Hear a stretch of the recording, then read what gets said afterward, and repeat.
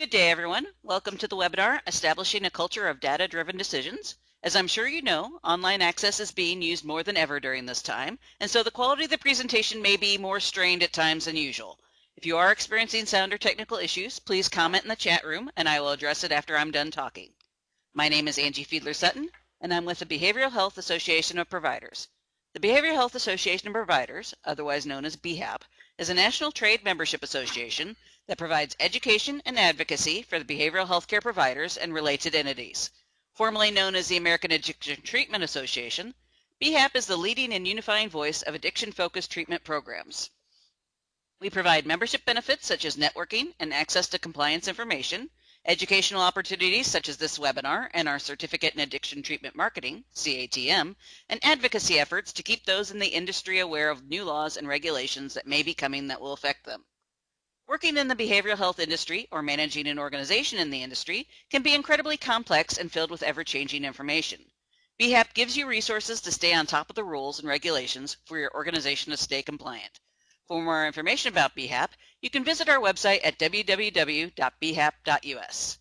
Before we begin the webinar, a few housekeeping details for those of you joining us for the first time. You will be able to hear us, but we won't be able to hear you. That's because we record these webinars so you have access to them later if you need them. However, if you have questions or concerns, you can use the chat room on the lower left. You don't need to wait until the end for questions. We will be moderating them as needed. We will send a link to access both the webinar and the PDF of the slides via email after the event. And now, it's my pleasure to introduce our presenters today. Derek Daley, a licensed substance abuse counselor, presents nationally at universities and conferences to raise awareness and address the root causes of addiction and trauma. In 2011, he founded the LOA Fund, a nonprofit supporting equitable access to mental health and addiction treatment. He was recognized for his philanthropic efforts at the 2017 Utah Community Service Award recipient. He currently serves on the Outdoor Behavioral Healthcare Council Board, working with leading professionals to advance the field through best practices, effective treatment, and evidence-based research. As a passionate advocate of wilderness therapy, he is committed to expanding the use of nature connectedness in behavioral health care. He is a co-founder of two residential treatment programs, Legacy Outdoor Adventure and Juniper Canyon Recovery Center. These programs blend traditional psychotherapy with outdoor experiences. On the weekends, he and his wife are learning to ski with their 9-year-old son and 6-year-old daughter, negotiating the dubious hot chocolate to ski run ratio. Kristen Francom has worked with professionals in the behavioral health and addiction treatment field for 9 years, helping them with their electronic health records for companies using BestNotes. BestNotes is one of BHAP's associate members. This has included helping them develop their documentation, training their staff, and developing their internal workflows. She is currently working as the director of OutcomeTools to help organizations choose tools that will help them gather data to meet accreditation requirements. The mission of BestNotes is to help the helper, and she hopes to further the discussion around gathering data and analyzing outcomes so it can have a positive impact on those clients that are served. Derek and Kristen, thank you for taking the time to present today. With that, I will hand the webinar over to you. Thank you, Angie. Thanks, Angie. We would like to start by finding out who we have in attendance here. So we're going to put a poll up to have you tell us who you are. So if you could go ahead and mark what your role is at your organization, that gives us a little idea of who we're talking to and helps us to kind of tailor our message to those who are in attendance. So we'll give you just another minute or two. It looks like most of you have had a chance to fill that out. Okay. Derek, can you see those results? Yeah, I can see that. Great. So it looks We like got a real mix there. Yeah, we've got them all over the board, and executives and clinicians and some counselors. So, all right. Thank you all for filling that out for us. What we would like to do too now is to kind of introduce how Derek and I, how we got talking about this topic. I've known Derek for a few years, and last fall I approached him and said, hey Derek, what can we do to help people be more successful in gathering their data? Because he at Legacy Outdoor and Juniper Canyon they're leaders in the field of gathering data. and presenting that with the National Association of Therapeutic Schools and Programs. So about 11 years ago, no, in 2011, OutcomeTools was developed out of a necessity for the National Association of Treatment Providers, and they needed a way to validate their effectiveness for wilderness therapy, to show people wilderness therapy is working, it's effective. And so they started gathering data from the programs that were part of their association, and Legacy Outdoor has been was an early adopter of collecting data. They've been doing it over the last 8 years, and they've become a leader in reporting that data and gathering it. But they also use it internally. It's not just for the association, but you'll hear Derek share their process of how they got to where they're at today, and hopefully that'll give you some ideas in your organizations of what will help you. So OutcomeTools, it's the data collection hub for the National Association of Therapeutic Schools and Programs, but also anybody who uses BestNotes can use OutcomeTools to gather data, and it can also be used as a standalone product if you're wanting to use start doing your own data collection to meet requirements for accreditation or for just internal being able to make internal decisions within your organization. And so, Derek, do you have anything else you'd like to add to that? Yeah, thanks, Kristen. I'd just say, I'd consider definitely a passionate advocate of the research. Sort of how I got in the path of track and research was just wanting to tell the story, as you mentioned, of the work that we're doing. And so, that's where my motivation started, was saying, hey, I think what we're doing here is really good, and I want to be able to tell this story. We want to be able to share this story, and then starting programs and really, administering the outcomes to be able to collect the data and then compile and work with OutcomeTools so that we can go and tell a broader story, not only within our program, but within the field as a whole. So that's sort of, I joke around about being a research roadie, but that's how we came together and started collaborating, and yeah, thanks, Kristen. Thanks. So what we would like to share is maybe you haven't heard about data-informed treatment, or what does that mean? It's becoming more of a buzzword out there in the industry, but data-informed treatment is actively using data in decision-making.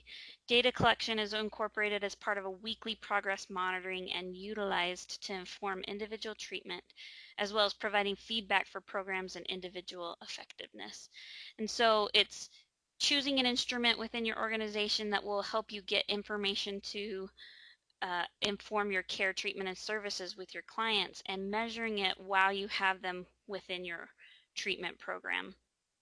I think a lot of the time as clinicians, they think, why don't I just go off of my own knowledge of, I know this client, I'm familiar with the client, but research has shown that therapist predictions of clients who would deteriorate during treatment are accurate only 5% of the time, but when predictions are used with progress monitoring data, they're accurate 85% of the time. So that's some good statistics there to let you know that progress monitoring is important in your treatment with your clients, because it gives you information that you may not have gathered while talking with the client.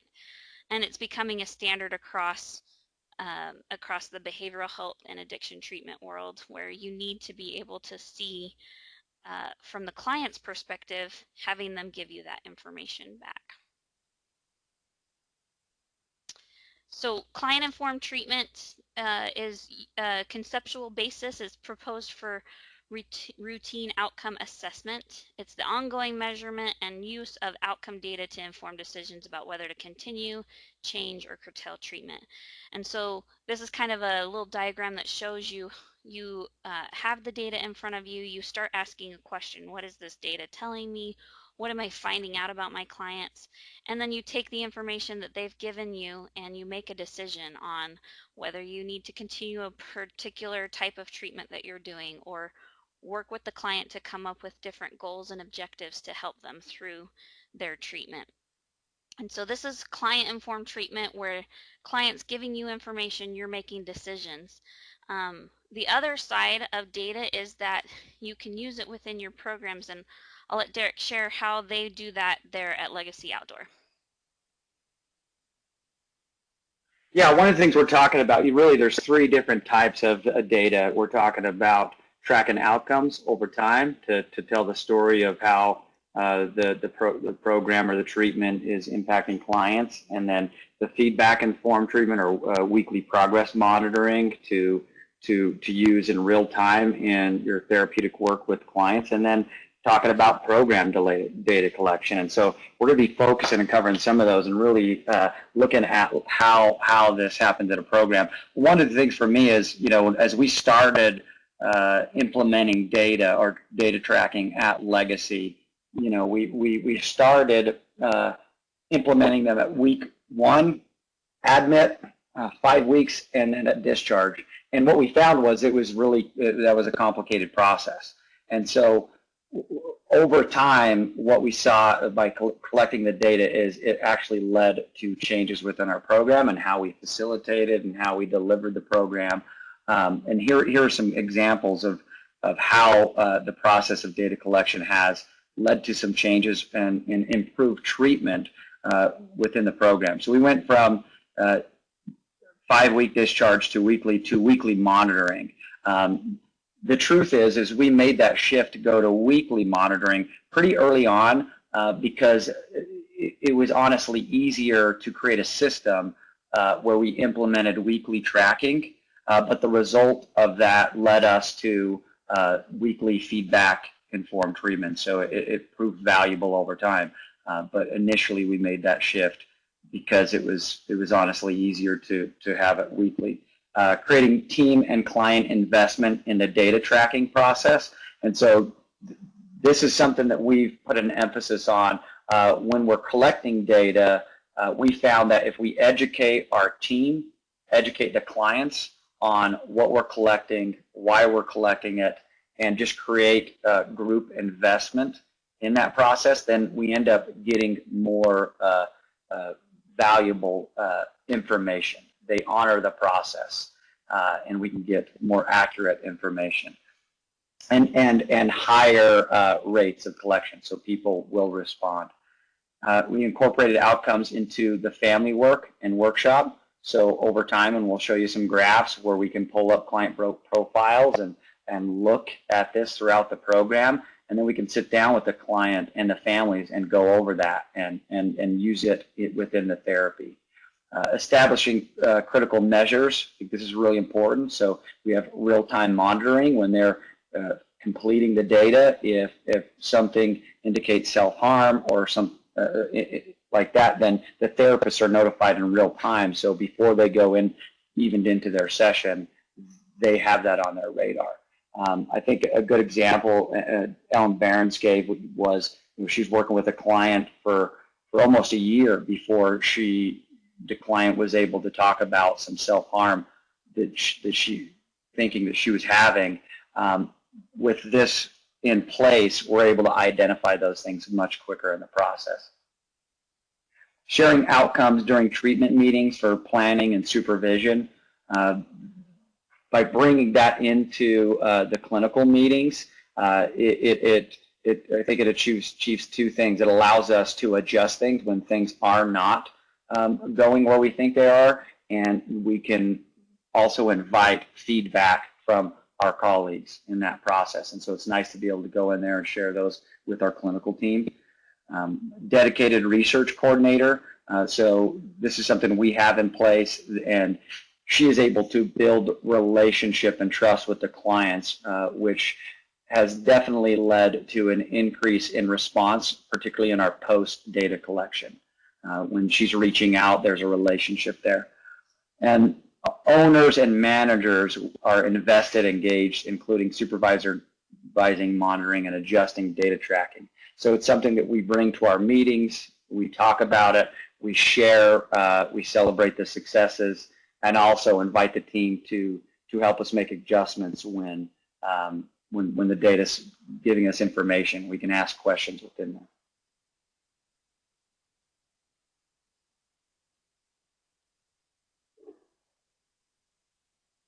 So it becomes an entire organization involved in this. Like, you've got your clients where they're invested, you have your families who are invested with the clients, you also have the upper management, and so it's an entire organization has to be built in to this idea of we're collecting data and this is what we're doing. And so why are we talking about data collection? Why are programs wanting to implement data and needing to implement data?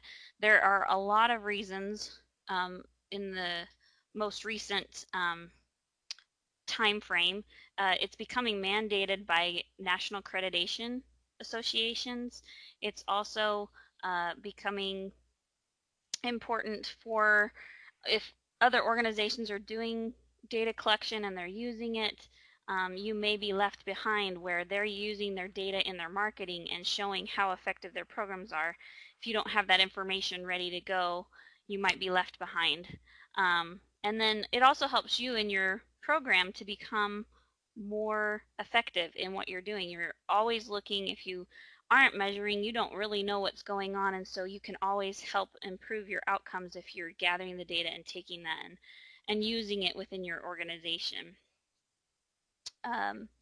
Being mandated, the Joint Commission in 2018, at the beginning of 2018, changed their outcome standard to require organizations to use a standardized tool and to use it in their care, treatment, and services while they have their client in treatment. So basically using progress monitoring. And so this is important because most programs want to be accredited and are working towards accreditation if they aren't. And so to meet that standard, you'll need to choose an instrument and use it within your organization. Other associations, like the CARF is also moving towards that. They haven't put anything out specifically, but they do require you to show that you are measuring your outcomes. Other accrediting bodies are moving in that same direction. As well as other associations. And so, Derek, if you would like to share about the associations that you've been involved with and what you've seen out there. Yeah, with with the fear of missing out or being left behind. So here are some examples of, so the Outdoor Behavioral Healthcare, NATSAP, National Association of Addiction Treatment Providers. One of the things that I've seen within each of these organizations is that there's often some leaders, some organizations or programs that take the lead on tracking data, collecting outcomes, and sharing that. And then some other programs who witness that and see and say, hey, I don't want to miss out on this opportunity, and that creates some motivation. And so we've seen within OBH, NATSAP, and National Association a growing interest in data collection. And now each one of those are also moving towards creating some gold seals and some recognition for programs who are meeting the data collection standards, and even moving towards mandating that. With OBH and NATSAP, those things are already in place, and I believe the National Association of Addiction Treatment Providers is in the process of implementing that now. So, yeah, these are just a few of those options. Marketing. So another marketing is it's really nice at Legacy, and we'll show some of the graph. But when we get people asking questions about outcomes, whether it's family or referral, it's nice to be able to send over some marketing materials. We produced a video. We don't have the link here, but you can check it out after. That just goes into detail about our data collection and our outcomes. Tells that story, shares. And share it with families. We put it in an email when we get inquiries, and it's really, really helpful in sort of answering the question of how does our treatment work, what is the impact, how is it working for the client and their experience in the program.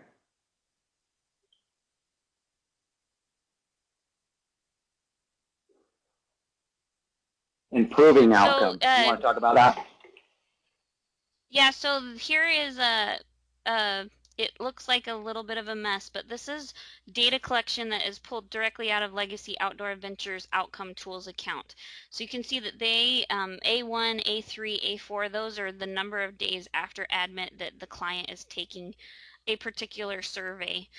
This one is actually the OQ45, and so this is the raw data that is held in OutcomeTools, and then you can take that data and put it into graphs and information that is useful for your clients to see your effectiveness, to show over time how do the clients progress. Are they, when they come in at admit, are they at a really high clinical level and then they leave at discharge at a non-clinical level where they've made clinical gains within your organization and treatment program.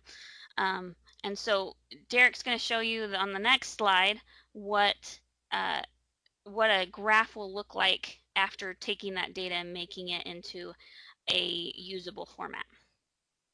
Yeah, this raw data is difficult to use, but when we take that and we put it in a graph, this is our aggregate data of legacy clients, right? And so the first data point is at admit, and what we see, this is measuring symptom distress with the OQ45. And so what we see is our clients are entering treatment above you see the line that goes across between the 60 and 65. That is the clinical cutoff. So clients who are above that line are in clinical distress. So our clients are entering treatment in high clinical distress, and then we see over the course of treatment, by week 3, they're moving right at that line, and then we see this nice progression throughout the course of treatment, and they graduate. This is, you see the other line out there, and then it's discharge, it switches to D. They graduate well below clinical cutoff, and then it's discharge 180 and 6 months and a year.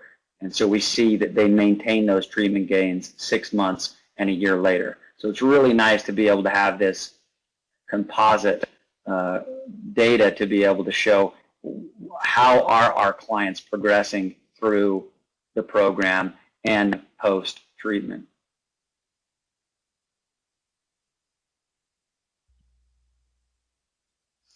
So again, the question why programs are implementing data, the healthcare world, they are already measuring outcomes and using them in treatment. When you go to the hospital or go to a doctor's appointment, they take your blood pressure regularly, they measure your weight, things like that. Those are easy, measurable data points.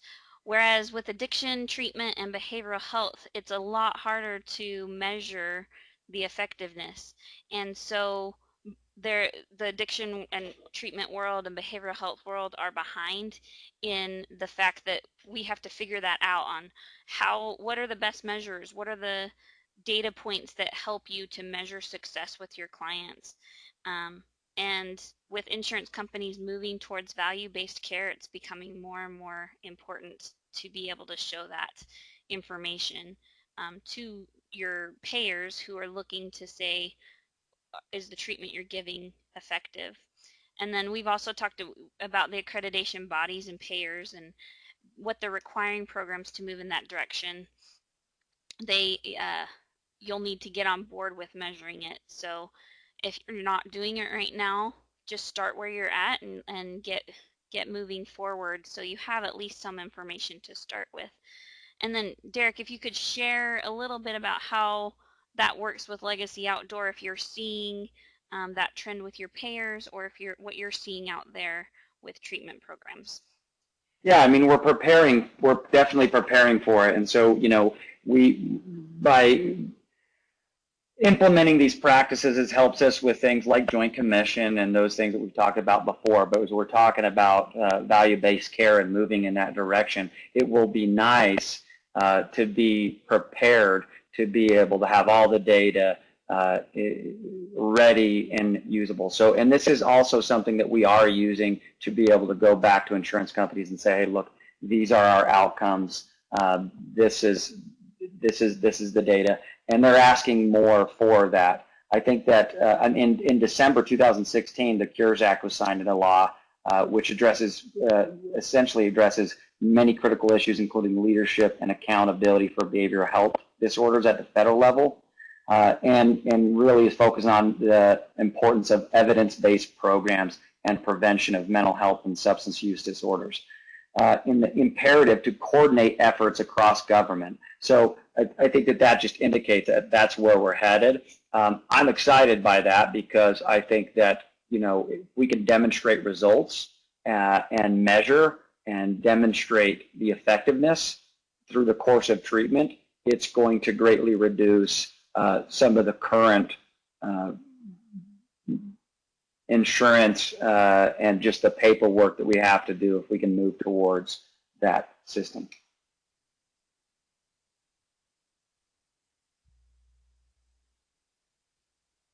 So just to reiterate about accreditation, so back in January, the National Association of Therapeutic Schools and Programs, they made a requirement for all of their programs to be accredited, and this is something that they posted in their February newsletter that they put out. They said, make no mistake about it, sooner or later we will be legislated into requiring accreditation.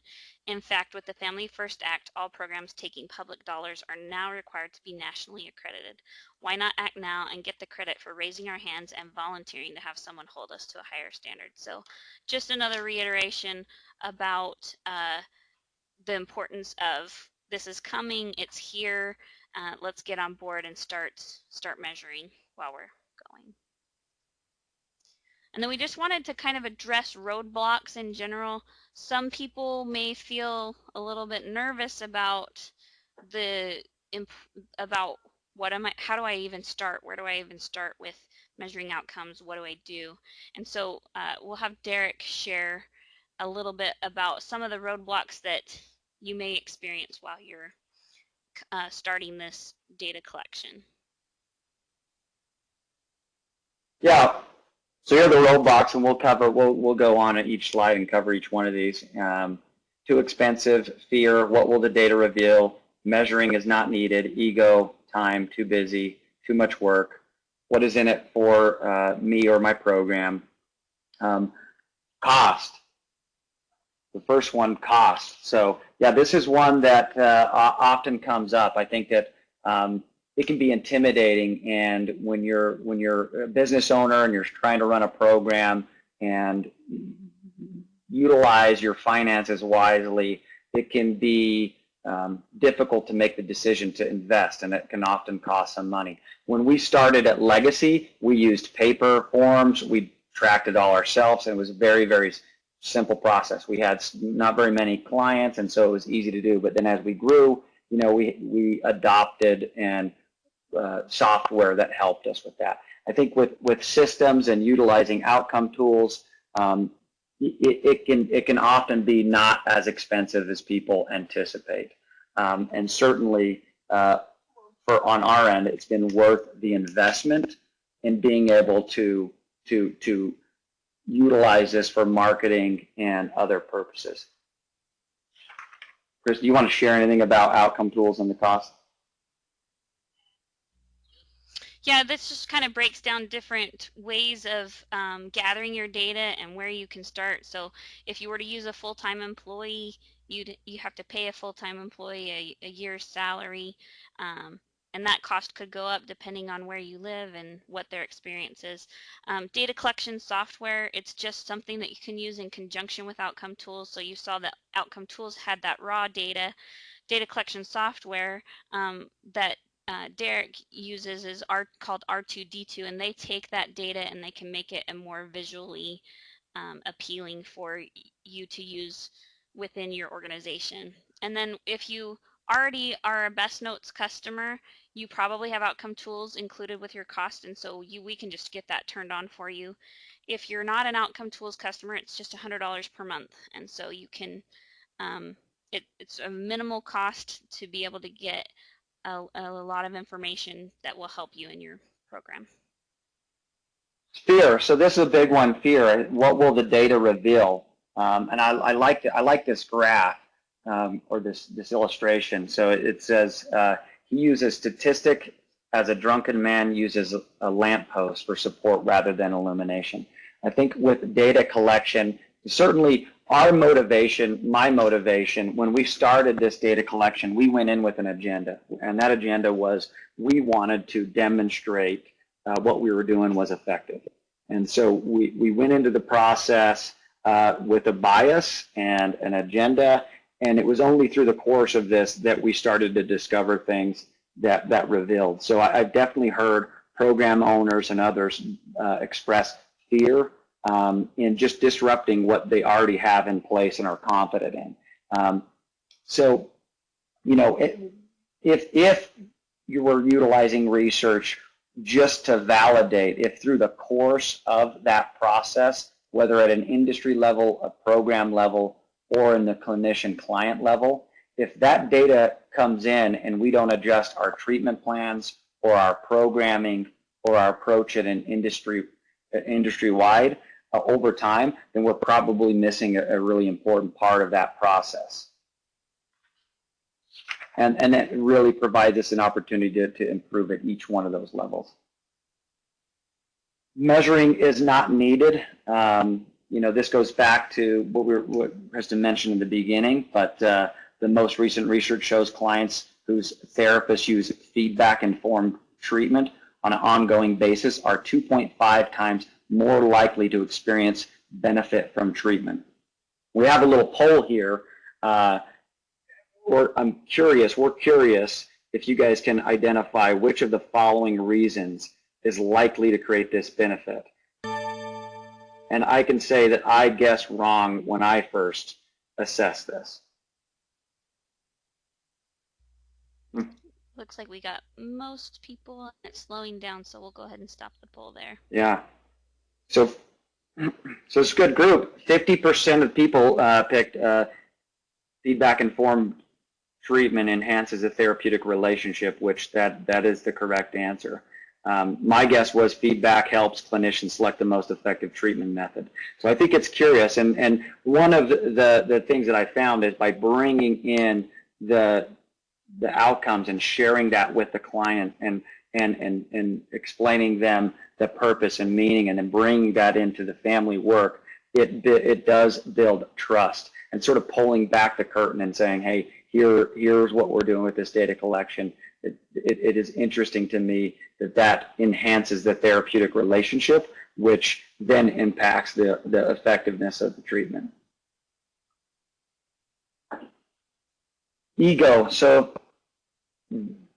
oftentimes as business owners in particular, or management, I think it's easy to be resistant to feedback. In particular, or management, I think it's easy to be resistant to feedback as we often overestimate our abilities. And so ego is something that is a roadblock, but it is my experience that if that gets in the way of implementing or making changes, then I watch programs suffer because of that. So implementing, even when it's difficult to implement feedback and assessment at every level, to solicit feedback from our employees, from our clients, from our customers, that it always translates to improvement within the program and within the clinical process. Time, too busy. This is a big one for clinicians. Clinicians spend 30% of their day doing paperwork, and when we come as an organization and say, hey, we'd like to add some more paperwork and for data collection, it's not always met with enthusiasm. And so, and by adding more, you know, there can be some negative effects such as burnout, job dissatisfaction among clinical staff, fewer scheduled treatment appointments, no-shows, cancellations, disengagement. And so being aware of that and balancing that I think is important because it can have an impact on the treatment and the program itself. So really selecting systems and being able to work within the program and program management to work with the clinicians and anyone who's being asked to participate in the data collection so that you can put in easy to execute data collection that removes some of that administrative work, maybe from the clinician, so that you can focus on running the program or delivering the treatment. And then, yeah, according to SAMHSA, I think just a note at the bottom, according to the Substance Abuse and Mental Health Service Administration, one evidence-based strategy is routinely and formally seeking feedback from consumers about how they are treated and their progress. That just feedback-informed treatment is going to have a direct impact on the outcome of the treatment itself. So this is where we're gonna shift to focusing more on the program and strategies that we found within the program of how you can implement a culture of data collection. The first step in improving anything, especially ourselves, is knowing where we're currently at. So the first step in the process is just assessment. So establishing a culture of data collection. These are the three things we're going to cover here, which is defining the culture, the magic combo, assessment versus supervision, key factors of establishing culture. Oftentimes, as a business owner, it can feel sort of like the circus plate spinner, where soon you get one plate spinning and then move on to the others, and then you come back and it's wobbling again. It's definitely that case with data. You implement these things and it's going strong, and then it's something you have to revisit within your team and make sure you continue to spin that plate.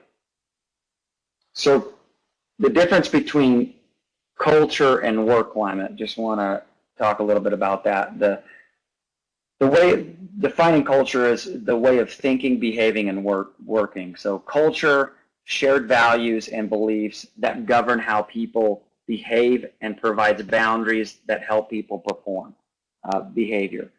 Work climate is shared perceptions and attitudes about the organization. I just want to make a distinction. Oftentimes, we can put a focus on improving culture at the compromise of the climate. So we can really mandate cultural shifts, but it can come at a cost at people's perceptions and attitudes about the organization. So when you start implementing these things, having awareness of how those two things work together, so that you also don't negatively impact the attitudes about the organization. One of the things that often happens is if we try to create a solution where we're focusing on feelings, we often get short-term gains. Organizations who are trying to do culture change usually end up focusing on climate. Culture is harder to shift. It's easier to influence feelings versus behavior, which is often why that approach is taken. The magic combo. So number one is assessment. Evaluation or estimation of the quality or performance of someone or something. So the first step is putting in methods for assessment and having a meeting where you invite people to just give open assessment, or implementing actual assessments where people can fill out and are invited to provide feedback or rank or number things, just give you that assessment of where things are currently at within the organization. Supervision, action of directing or providing oversight over someone or something. So that's, if we have a problem, we're trying to address something within our organization, and we're not getting the lights turned off. If we just try to solve that problem with supervision, it would be hiring someone to supervise that person, just to come in and check, make sure they're getting it done.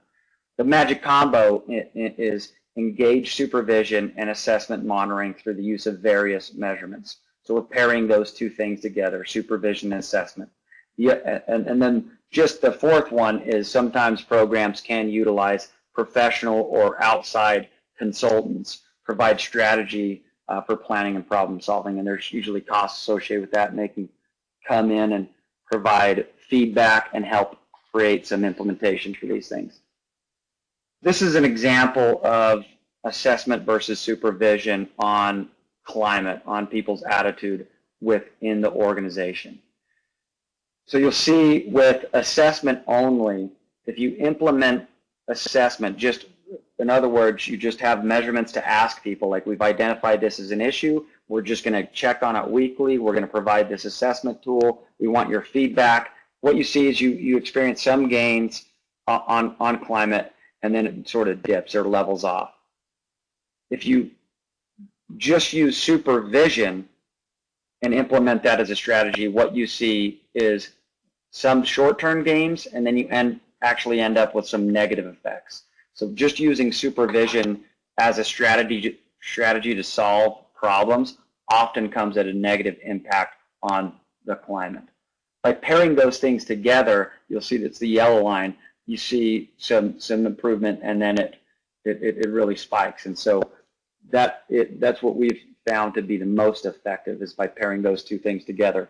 So for example, one of the things that we've done at Legacy is we have a weekly feedback form where everybody's invited to participate in that, and they rank on a 1 to 5 and how we're doing on an identified item.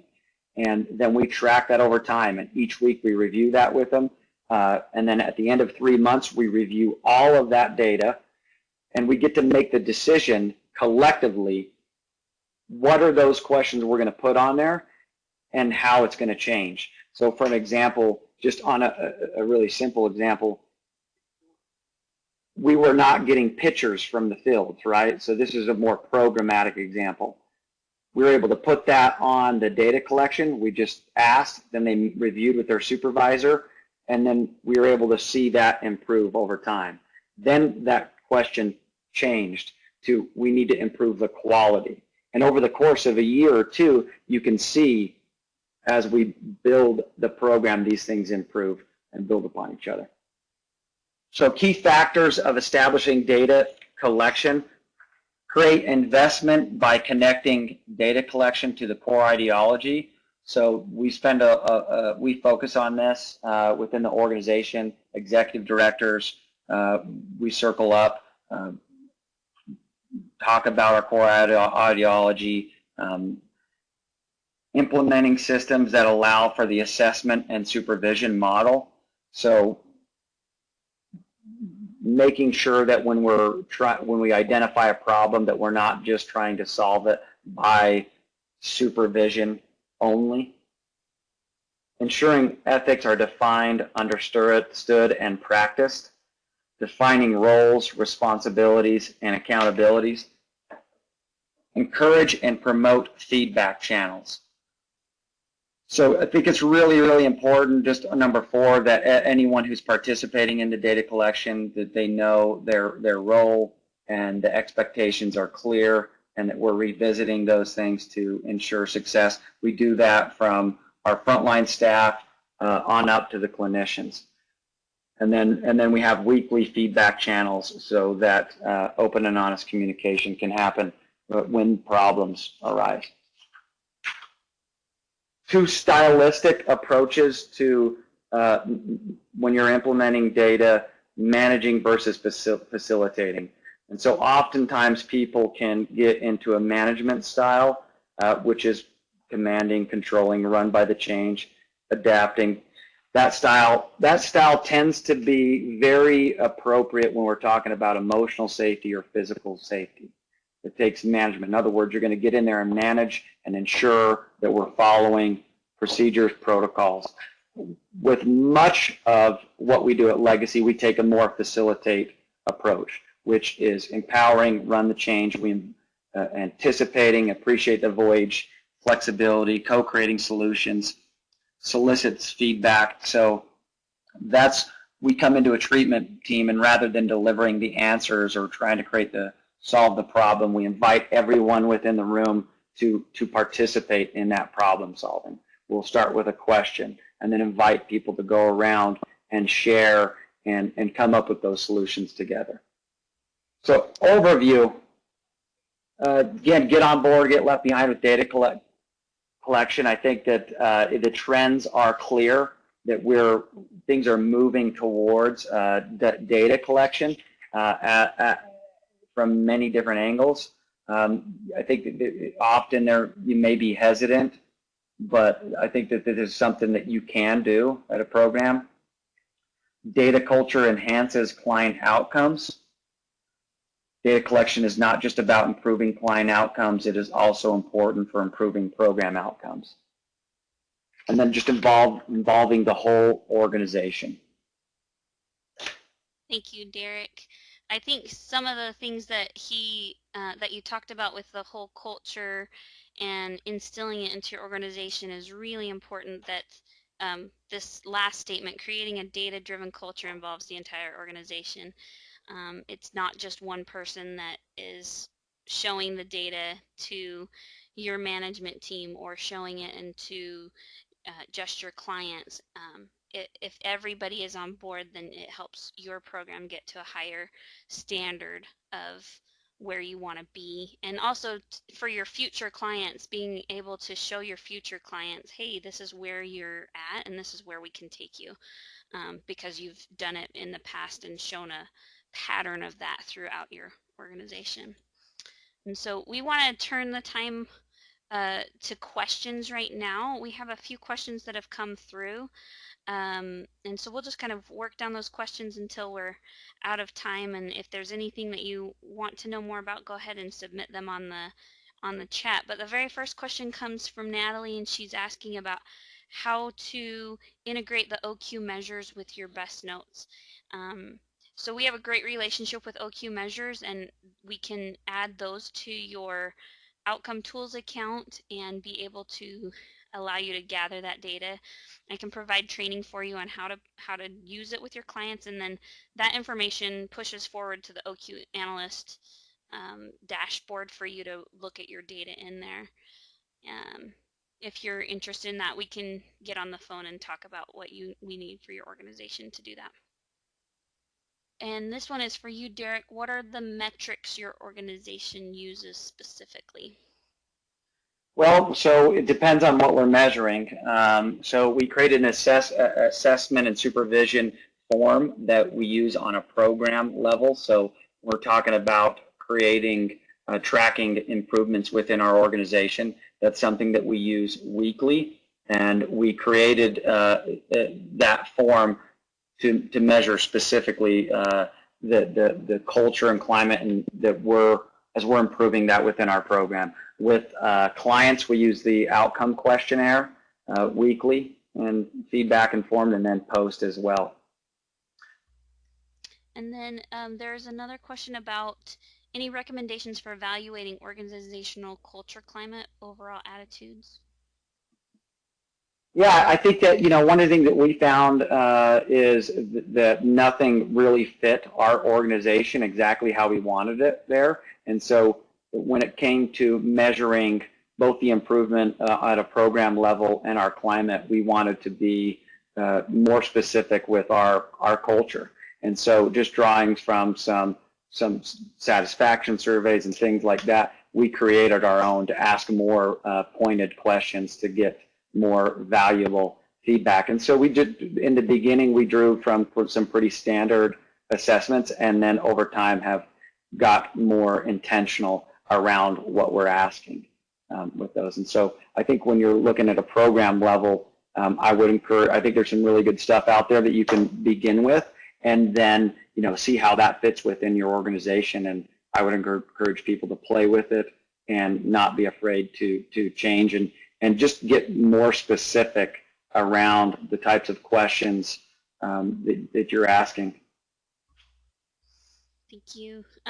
Somebody asked about, is this OQ or a different program? So OQ Measures is a company that provides multiple different measures that you can choose from. So they have an adult, it's called OQ 45, which is an adult measure, which is the one that we showed in this presentation with some of the information.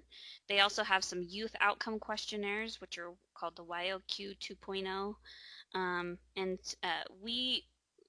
OutcomeTools is different from OQ measures. We provide those measures within OutcomeTools for you to gather the data.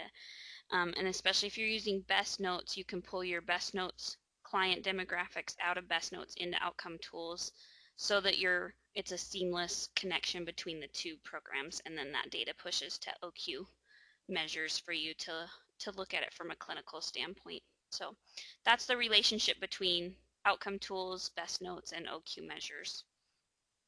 And then if somebody's asking about how do you get OutcomeTools turned on, if you just want to send me an email after this webinar, we can set up a time and I'll look through your organization and get you set up with your OutcomeTools account and talk about what instruments you're wanting to use. If you're not sure what instruments you want to use, then we can talk about what's possible and what you're looking to do.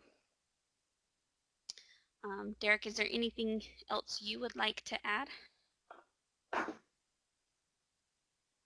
No, yeah, thank you for joining us. If you have any questions, there's our contact information, and yeah, thank you. Thank you.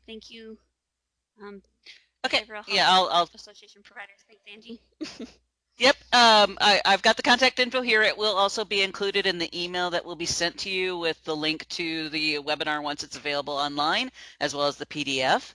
While we're waiting to see if there's any other questions, I want to again thank Derek Daley and Kristen Francom for presenting today. Thanks as well for everyone in our audience for participating. As I said, a link to access both the webinar and the PDF of the slides will be sent in the next few days from an email ending with bhap.us. Be sure to keep your eyes out on it. We hope that you join us for future BHAP webinars. You can sign up for our various newsletters, which includes emails specific to upcoming events at our website, www.bhap.us. We are also keeping a list of resources related to COVID-19 and the behavioral health industry on our website, including some free webinars dealing with this issue we've done in the past couple of weeks. Well, thank you very much. This concludes today's webinar.